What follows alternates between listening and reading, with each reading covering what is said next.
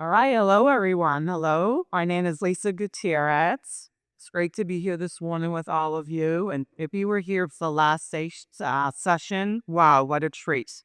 So, since they're still in the room, let's go ahead and give them a round of applause. Okay. I love because it backs right up to what I want to talk about today, and that's changing your mindset. And I'll tell you what, the things that they told me, I wrote down a whole bunch of notes, and boy, did that change my mindset. Anybody else? Anyone else's mindset could change about the food truck operations? Yeah. Have an indoor food truck and all those things. Brilliant. So again, thank you. And I think you said that you have this out here. We do so if people have more questions, they can find you there. I'll be doing campfires too. I forgot but I don't you. All right, okay. Awesome. Thank you. Yeah, do the yeah. I go to way about our scooter. That's right. That's great. But thank you again. Well, again, my name is Lisa Gutierrez, and the name of our food truck is Dos Hermanos. Dos Hermanos is located in Columbus, Ohio, and we serve authentic Mexican food. And I know what you're probably thinking. Doesn't Dos Hermanos mean two brothers in Spanish? And you're absolutely correct. I'm the wife of one of those two brothers, and more of the face of the business, and actually have my own side business called the Food Truck Millionaire, which is a food truck coaching business that helps take food truck operators from the concession window to the CEO seat. So you see my first line here. It says, if you want to live a life you've never lived, you have to do things you've never done. Boy, does that sound uncomfortable, right? I'm going to share my 13-year journey of food trucking, and I hope that you're inspired to hear how we went from one single food truck on the side of the road, selling tacos at $1.50, to a business that now generates $8 million in revenue. We have 5 food trucks, 3 concession stands, and 8 restaurants over the course of 13 years, and 150 employees. Thank you. This is my hero picture. I don't know what I'm the hero of, but this is one of our food trucks there, at least standing in front of it. They almost wore that t-shirt today. And we're like, you don't have to do it, Ollie, but it's on the slide. But I remember that we've always been big lovers of the hospitality industry. I was a manager for the Cheesecake Factory. I started with the Cheesecake Factory when there was only 8 restaurants in the whole world from the Cheesecake Factory. Started with them in Boston, Massachusetts, where I'm from. And they actually brought me to Columbus, Ohio to help with one of the restaurant openings over 25 years ago. I had always been in restaurant management, love the industry, but I had never been an entrepreneur, which we both know is very different, right? So how did we get into the crazy food truck game? My husband came to me. I had just left the Cheesecake Factory. I got a really fun job as a bartender. I loved it. I didn't have to manage people. Now, you just heard you say you have 150 employees, right? I didn't have to manage people or uniforms or anything else. And I got to be a bartender at a hotel bar where there were pilots that would come every night. I'd probably wait on 4 or 5 pilots and then make a few tips and go home, and I was at peace. I heard someone else say that this morning about selling their business, to be at peace. My husband showed up and he said, Lisa, I'd like to start a food truck. And I looked back at him and I said, a food what? I had never even seen of a food truck before, because I had been in corporate America, probably a lot like yourselves before you started your businesses. And he said, I'd like to start a food truck. My friend has the truck, and he wants to give it to us for free. He said that you can use the same to-go boxes, the same souffle cups, whatever's in there, and park it on the side of the road. And this is how the truck showed up. Stark white, small piece of clip art, as you can see it in the back, which is a little monkey playing a banjo, because that screen steals from us, right? That's how it showed up. And then I remember our customers helped us paint the truck with red, white, and green stripes. We drove the truck to a festival.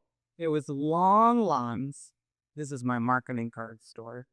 And I remember as people would get closer to the truck, they'd say, oh, I thought it was Italian food.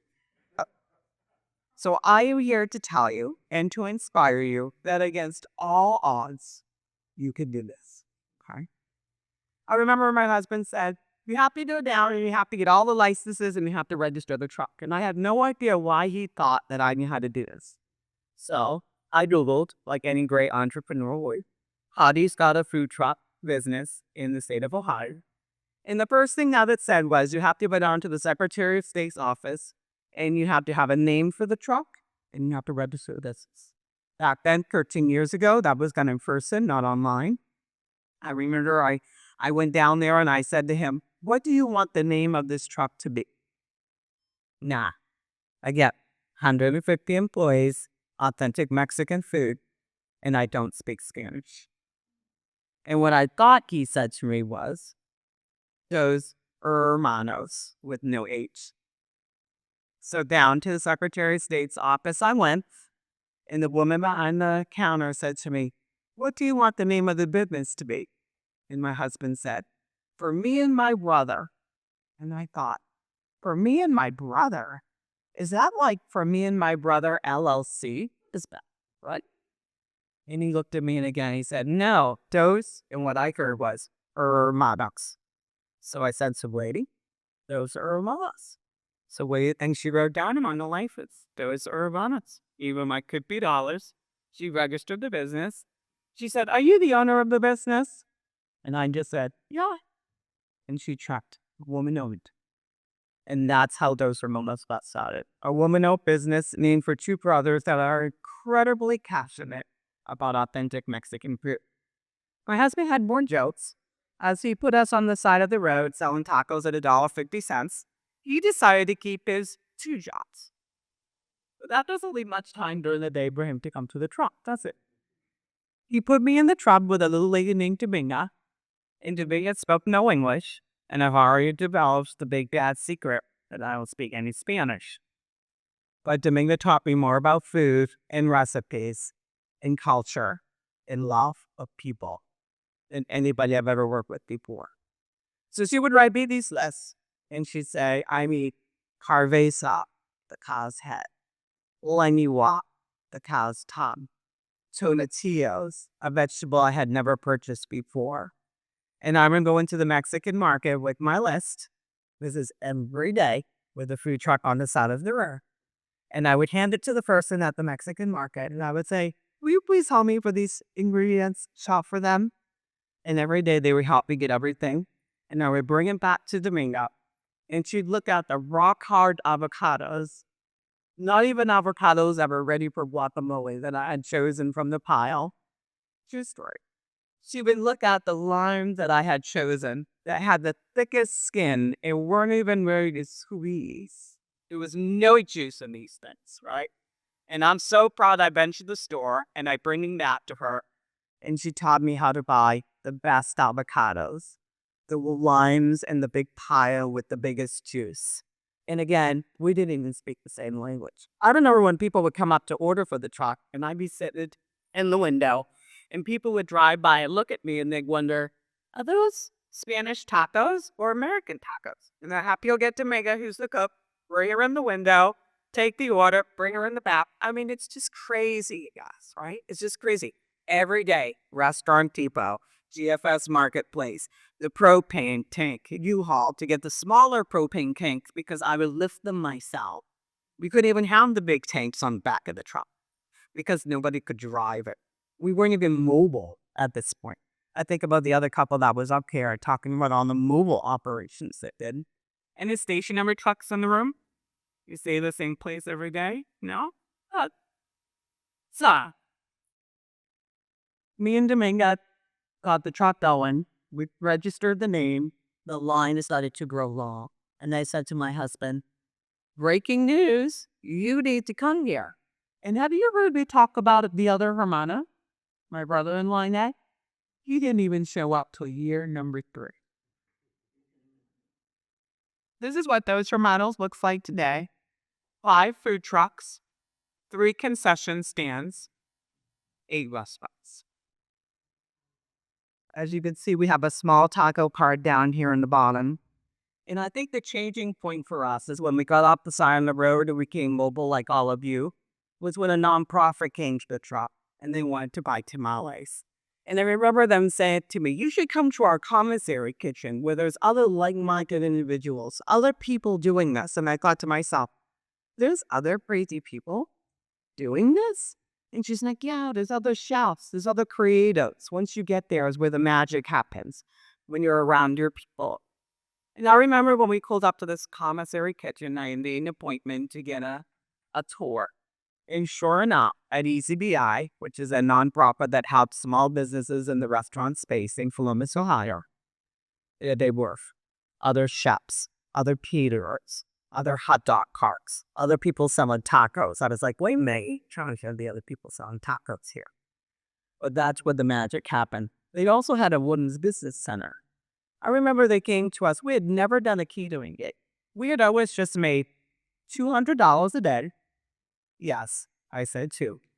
And I would take $100 and I would go back to those stores that I mentioned and reinvest it in the business.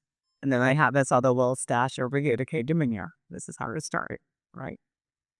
And now they're talking about being mobile, doing graduation parties and weddings. And I remember I was a manager for so long, I didn't have to be creative. I didn't have to make anything.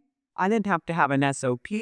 I didn't have to, all I needed to do was to follow the standard operating procedures that they already given me. And they say, can you make a menu? I didn't know how to do Word perfect. No. I'd be nuts. I love to do here. True story. Through this women's business center, they helped us make all of these days. And they came to me and they said, we have a graduation party that we would like for you to hear. And I was going to call you and you guys to put them in together. So the woman did. And she's like, can you make fish tacos? And we had never made fish tacos to this point. And my husband said, yes, we can do anything. We can make whatever you like. So we made fish tacos. And she came the night before and she gave me a deposit check. And I think all of you probably remember the first time you got a deposit check or an event. Again, never got any money up front. And I looked at the deposit check after she left. And the name on the check was Abigail Wexner. Les Wexner, that owes the gal Victoria's Secret, Bath and Body Works. It was for their son's graduation party. So what I learned is partnership. That nonprofit that came and found us on the side of the road, that tripped us in and put us around other like-minded individuals, that helped us find our first graduation party that we were at here, our first catering, if you will, was for someone so dominant in not only just our little town, but in the world. It set us on our way, incubated by others. That little taco cart that was on the shelf prior, on this slide prior, was they got about 15 of them. And they came to all of us food truck operators and they said, hey, we have these 15 carts, if you will. Do any of you food truck operators want to take one? And then you can have true apples, your existing drop, and the small pot. And I thought to myself, I'm going to make this thing into a taco pot. So I did. My friend who was doing hot dogs said, I know a place where we can bring carts down by the Buckeye Stadium. I said, okay. So I signed up, showed me how to do ball and hicks. No idea how to do ball and hicks. No idea how to do the chain thing. Nothing, right? We go down there. Someone from the Buckeye Stadium comes out and says, we would love for you to come in and serve tacos on game day. I thought to myself, you got to be kidding me. I remember driving to the stadium. They actually have you pull your vehicle into the stadium and looking at 108,000 empty concession stand seats and thinking to myself, there is not enough tacos in the world, right? So these are our concession stands here. You can see us down there at Ohio State University down there. We won last weekend against that team up north, just saying. That comes out there, takes place. And then the Greater Columbus Convention Center for the Iowa Classic. We were also in one of the soccer stadiums. Another criminal moment that I want to share with you is my business guy, Brian Brzezinski. He now has a coffee. I had to give him a shout out. It's called the Royal Flamingo, a little coffee shop. But let me tell you about Brian. So I went into the bank, probably like many of you, very early days. Didn't even know if I had enough money in the bank to get change, right? Standing in line for COVID. Brian was sitting in his cubicle And he got up. You saw that green t-shirt that I had on earlier in the slide? And he said, "Do you own a food truck?" And I said, "Yes." And he said what my slide says. And that's something I want to leave with all of you here today as well. He said, "Do you take your food truck up to the big Chase building where 13,000 of our employees are? And we have food trucks up there." And I said, "No, I don't." And he said, "Do you have a business bank account?" And I said, "Yes, I do." And he said, "You're doing business with us. Why aren't we doing business with you?" And it might be nice to think about that as we go back to mindset, right? Kind of like a couple that was up here before. I think about that in every interaction. When the produce guy shows up, who are they using for their holiday party, right? That nonprofit I talked about, as I see it on stage and talk about that they impacted my story, are they buying catering from us? In every transaction, including Chase, as you'll see in a few slides down, I always ask, we're doing business with you, how can we do business together? So I challenge you, who mows your grass? Who does your payroll? Who does the produce, like I said, the GFS, right? Who brings the food? All the things that we do in our business, we should be looking for relationships and partnerships. Chase went to put us into a Chase Inc. story. And actually, that's how they found me to be a speaker here today. They Googled and this came up. And at the time, it was from a bar food truck to cooking up $3 million in food business. How a Columbus businesswoman leveraged relationships to go the distance. From this story, they put us on stage with Damien John, Ari Vanderchuk, and we were able to be the 2019 face for the Chase for Business. These are some of our locations. I said we have 8. So this one is very small. It's down in the North Market. But I think that this one here is probably one of our pivotal moments at Dos Hermanos. This is where I learned that we have to come from a place of service and not always just from a place of profit. So I have the opportunity to be at the Goldman Sachs 10,000 Small Business Program. And through that program, you get a chance to be on a call with Warren Buffett and Michael Bloomberg. And that call happened the October right before COVID. So what I told Warren and Michael was that I was going to take on this commissary kitchen. Because remember, when ECBI found us, we were across the street with all the other food truck owners and all the other caterers. And as this business quickly began to scale and grow, we needed our own building. So with the partnership of Chase, they were able to build one for us. When I took the building in October, I thought it was going to be an immense space. In just graduating the program, I written a growth plan or a business plan around events. So I remember getting on the phone with those two. And then we all know that 4 months later, when COVID happened, there was not going to be any events.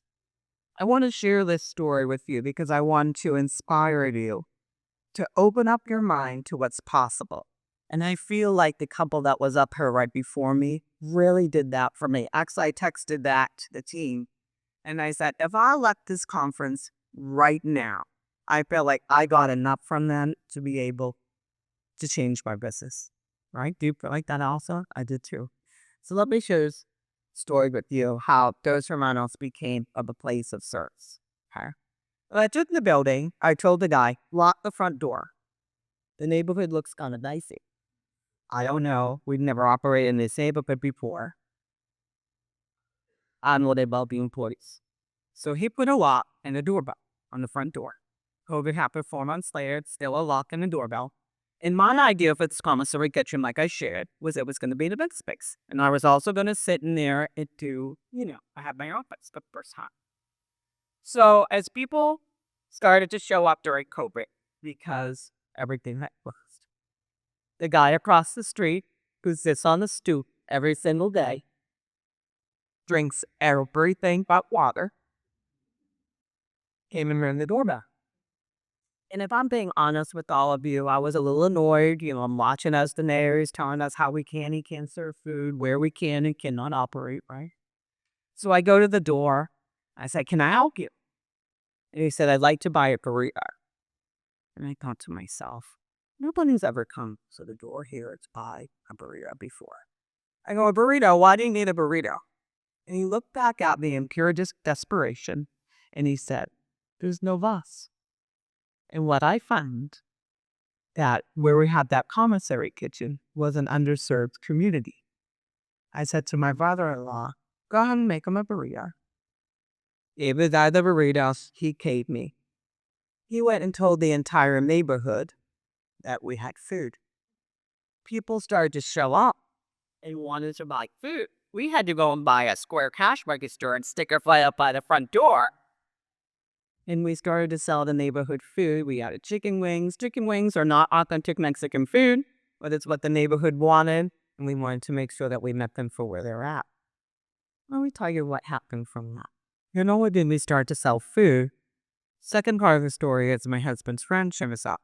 And he says, I don't have a job. Like everybody during COVID, he was laid off. Again, I'm looking at this big space. My husband comes and says, can you get Otilio a job? Can you find some work for him? I thought, God, I just saw the guy across the street, gave him a little nourishment so he's not just drinking non-water all the time.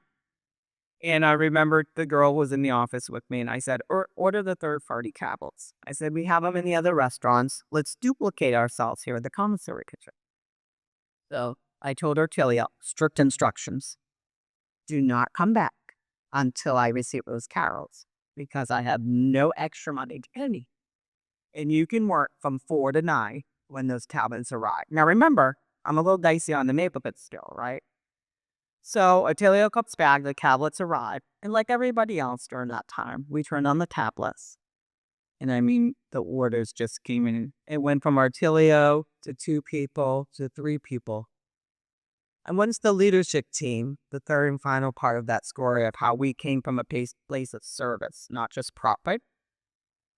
And I said, where else can we duplicate ourselves? And I want you guys to think about that in your own business. Where else can you duplicate yourself in either that commissary kitchen, that truck? It's kind of like what the couple talk about here.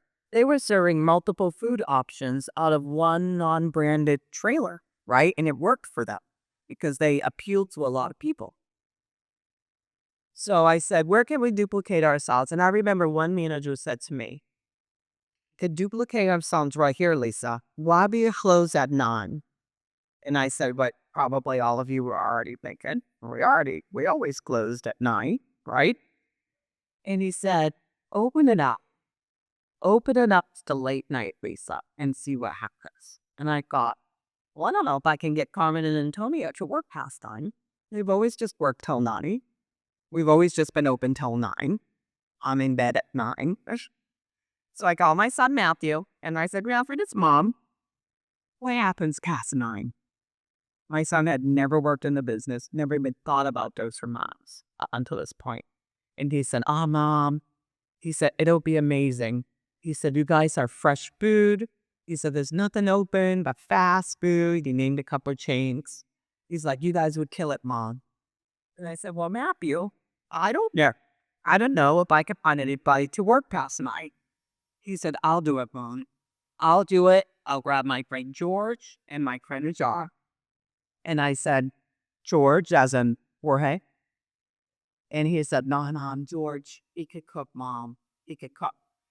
So I said, okay, let me try this thing. And we did. So we turned the tablets on, and from 9 p.m. to 3 a.m. And as soon as the very first day, you guys already knew what happened. Right? I could even make the machine print the tickets out any faster. Every year we have an amazing holiday Friday for our staff. And we give out crystal statues. And I always get the crystal statues engraved with their meat because I remember how I would get boards on stages like this. And I want them to feel that same thing. And last year I was sitting there, writing the speeches, crying hysterically because it's my time, right? I love to order all the prizes. And I remember our CFO coming to us and he said, I would like to give the award to the overnight guys. And I'm like, sure, you can have the overnight guys, but I got everybody else. And so the presentation came because I have no idea what he's going to do. In, typical CFO movement, he had a slide up there, gets up there in his suit. He calls him up to the stage. And his slide said, one idea, 3 individuals, $1.5 million in additional revenue just from 9 p.m. to 3 a.m. in 14 months. So I challenge you, as you go back into your businesses, to just think about different ways, not only to do business, but ways to serve. We really became a way of service for that community. We also did some vegetable things, and here's our Tilio actually with the drill over there. Miss Carcatz's Dos Romanos, one of our other locations. We have one full service restaurant actually located where the Cheesecake Factory is. So if you would have told me that I was coming here to do this, I would have never ever believed it.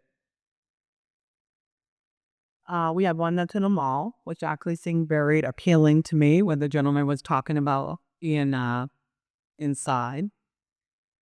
And then these are the photos that I wanted to share with you. Chase, when I was able to be on stage with Dean John back in 2019. Vice President Pamela Harris and her husband were invited to their residence for Hispanic Heritage Month. And then back then, it was Vice President Joe Biden. You can see he has a lot more hair there. Came and visited to learn more about Dos Hermanos. So we've had the opportunity to have some national awareness. So how do you go from one single food truck on the side of the road, selling tapas at $1.50, selling food for a language that you don't even speak, with a lot of grit, a lot of resilience, and a lot of investment in yourself? And one more story that I'll share with you about investing in yourself. I talk about the coaching program that I have, the Food Truck Millionaire. And I'd always worked with a business coach for 5 years. But during COVID, I wanted something different, so I knew I had to do something different. So I found a girl on Instagram. Her name is Kendra.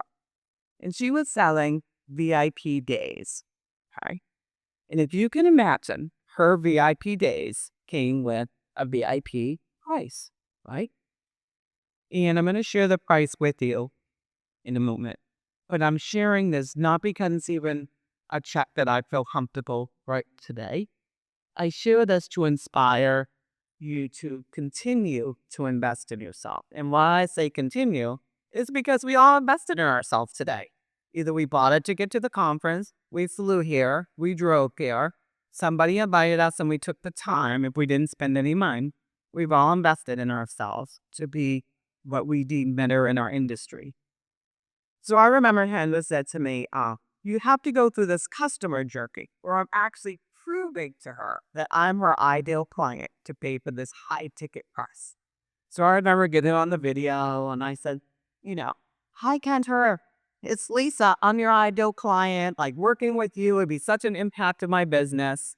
I mean, this is just ridiculous. I'm trying to prove to her to let me work with her. So I'm going to share with you the price. And again, remember, it's not even something I would probably do today. $15,000 for one day was what I invested. Now let me tell you what I got. Okay.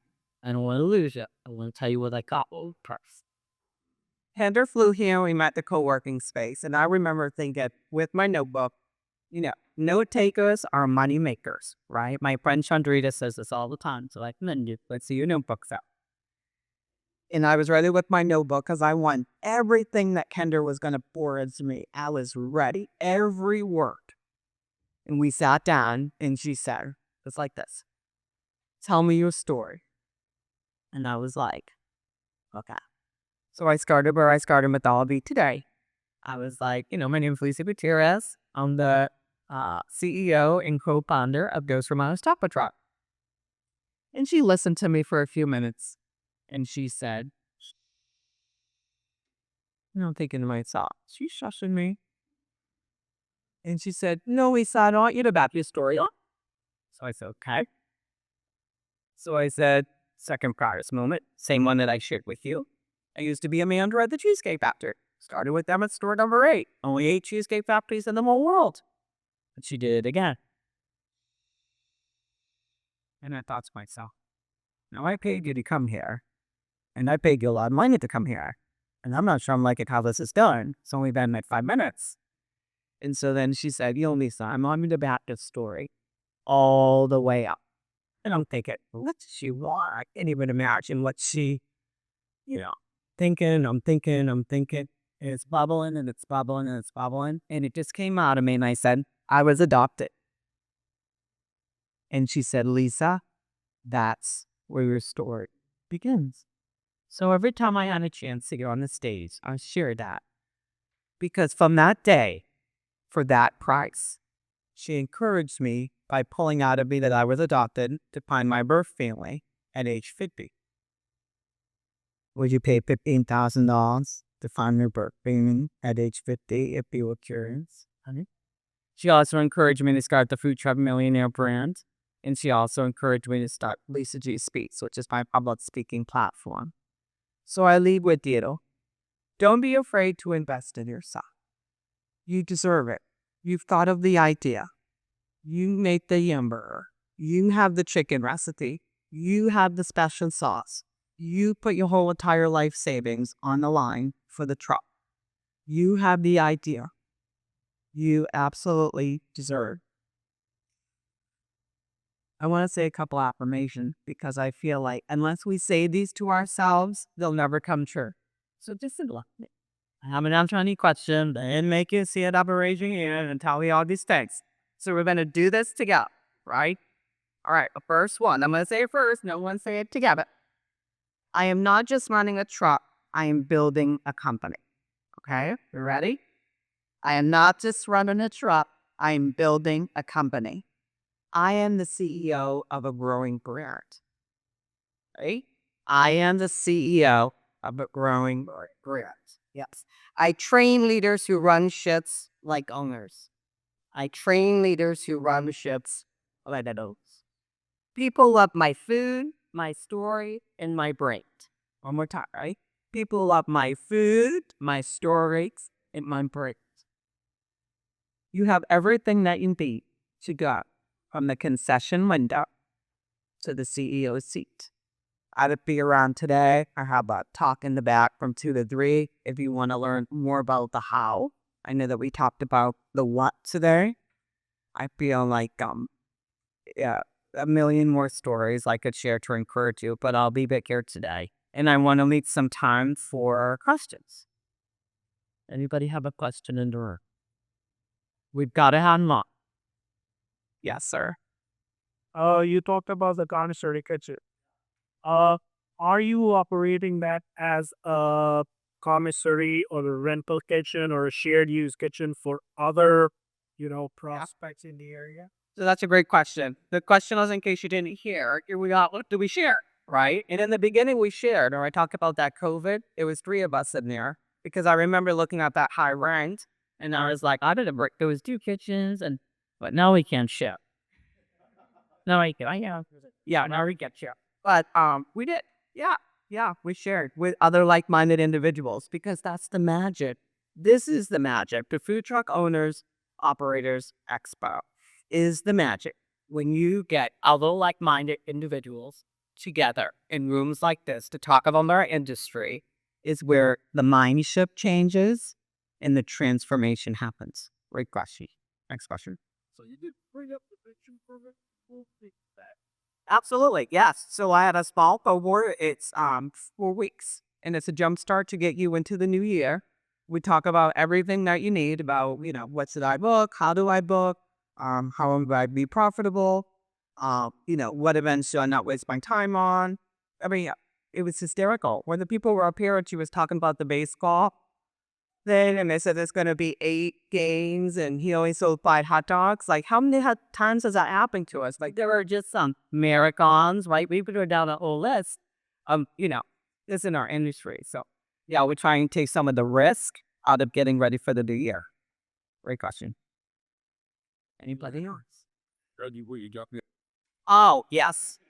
Yeah, well, now I feel like I work for him now. Yeah, it's funny because my brother-in-law is so passionate about the food, the ingredients. I mean, I could go on for days, right? And my husband is all about the food trucks. Yeah, he loves the trucks. He got on the trucks, all the things. And I'm always the base to brand out here. Trying to educate people, how people inspire people is really what I wanted to do today. Is just inspire you too. And it's possible. Like, hopefully you look at me and know that it's possible. Anyone else? Yep. 1 more minute left. Yes. How did you agree on separating roles between everybody? Yeah. Well, I think it took a long time. I don't want to say they trusted me, but it took a while because everybody had their own idea of what was best for the company. My husband has a set of children before we got married, and they all work in the company and their spouses, and it goes on and on and on. But I stayed in my lane, and that's gone in the kitchen. It's definitely not a grocery store because I don't even know what I'm buying. You already talked about that. So we all stay to our lane, and then we look and see how we add value. My brother-in-law adds so much value in that kitchen. I could think that food if he gave me 50 recipe, the robot, and everything else. He loves and is so passionate. Cooks with love. I'm sure many of you you also. Wonderful. Well, thank you. Thank you very much. I appreciate you having me. And if you ever come to Columbus, Ohio, Dos Hermanos Pop-Up Truck. And if you're in need of coaching, with Food Truck Millionaire. Thank you.